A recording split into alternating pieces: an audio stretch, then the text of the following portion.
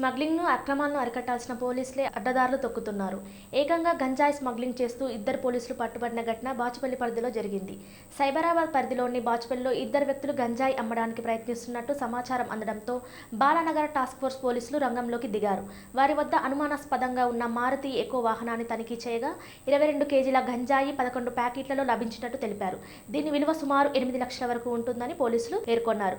పట్టుబడ్డ ఇద్దరిని విచారించగా తాము ఆంధ్రప్రదేశ్లోని 3వ బెటాలియన్కు చెందిన పోలీసులమని చెప్పినట్టు సమాచారం.